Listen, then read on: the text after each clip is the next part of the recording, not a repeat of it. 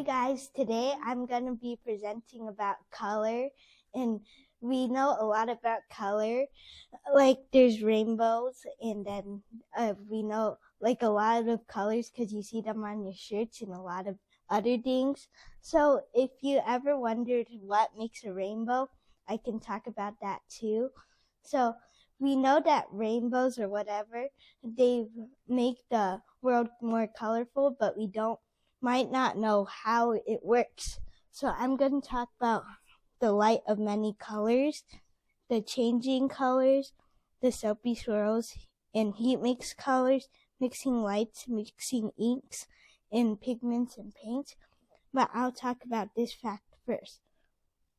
So you might think that a rainbow only has the colors between red and into violet, but it actually has infinite amount of colors between red and violet. So that's one cool fact. And now I'm going to talk about light of many colors. So with white light, it's a mixture of all the lights. So we know that because of when there's like these kinds of glass, or when we have a prism, and then when light shoots into it, it's going to split the light. So for example, when I was walking out and I was going to the bus stop, the sprinklers outside, they split the light and I saw a rainbow. So yeah. And we all know this because when there's a lot of tiny water particles, and then there's light that shines onto it, and then it'll turn into a rainbow. So that's how a rainbow works. So now I'm going to talk about changing colors. So think of a tomato, and if the tomato got shined with different lights, it's going to look really strange because when we look at it, the light that goes back into our eyes, it'll look different when we shine different kinds of light. But when we shine white light on it, then it can absorb all the colors, and then you'll see all the colors. But right here, the tomato, when you shine white light on it, it looks normal. But when you shine green light on it, the stem right here, it looks green, but the tomato is black, and also the background color is green also. So also, when there's a red light shining on the tomato, then the tomato's red color will stay the same, and the green stem will not stay the same. It'll turn black because green and also red turns it into black. So right here is red in the background. So when you get to like movie theaters or stuff and like light shines on you, you look pretty different because sometimes when light shines on you, like your shirt changes or you look like you're glowing. So yeah. So now I'm going to talk about soapy swirls. So you know how when you blow bubbles and then when light shines onto it, it looks like this soapy swirl right here, and it looks like it's kind of rainbowish over here.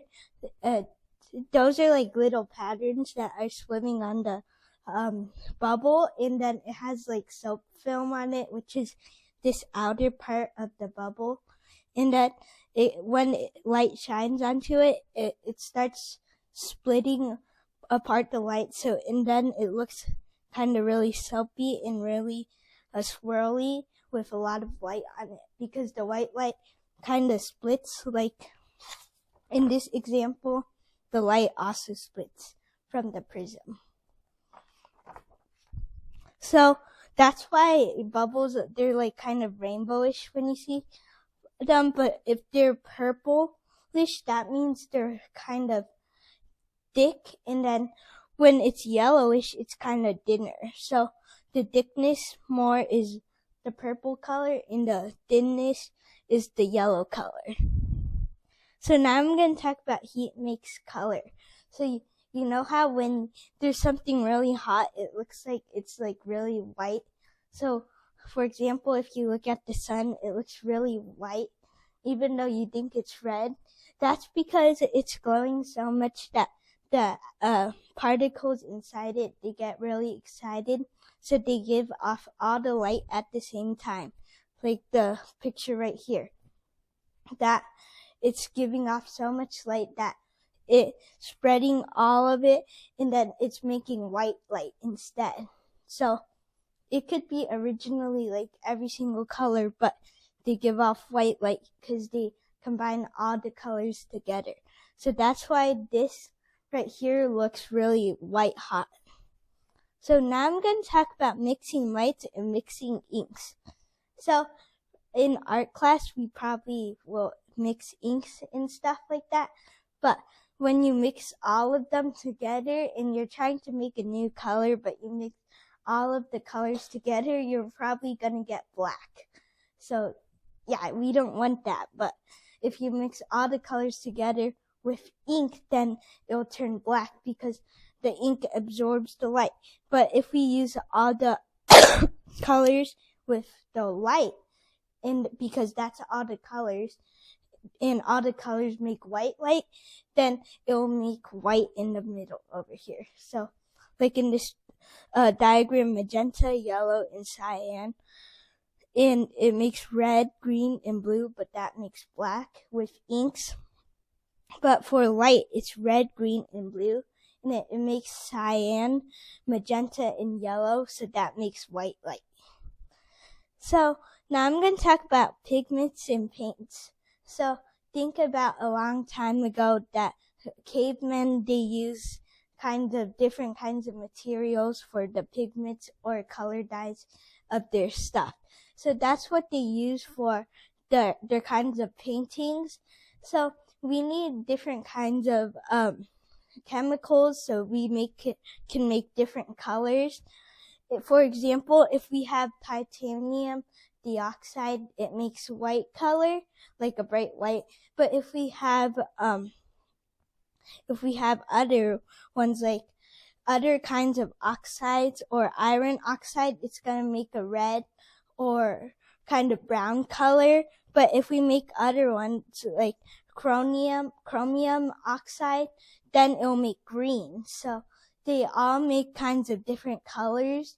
So those are just some of the colors. Titanium dioxide is white, and iron oxide is red and brown, and also green paint is chromium oxide. So that's how we make pigments and paints. So I think the color is really special because I learned a lot about how color works, and when all around the world we see color, and I never knew how it works. For example, when we look around, we have white light that's shining on us, so the world looks more normal. But when you're in like a movie theater and light shines on you, you probably look different because they have like all these bright shining lights that aren't the white color. And I learned a lot about the soapy swirls and how heat makes colors, mixing lights, mixing inks and pigments and paints. So I learned a lot about the soapy swirls because whenever I used to play with those bubbles, I always looked at the surface, and then it would make like a soapy pattern on it. So that was kind of cool. And I didn't know that the heat makes color because it looks like it's really white hot like the sun, so you can't look at it a lot because it's giving off so much white light. And I thought the mixing lights and mixing inks were cool because when you're in art class and you mix all those inks together, you get black. But if you mix all of the lights together, you get white because white light is all of the colors. And I learned a lot about pigments and paints, and I found out that some of the pigments, and some pigments, like from a long time ago, might have been different, like they might have been made of bug chemicals or stuff like that. And I thank you for listening, and please like and subscribe to my video. And if you have any questions, please comment below.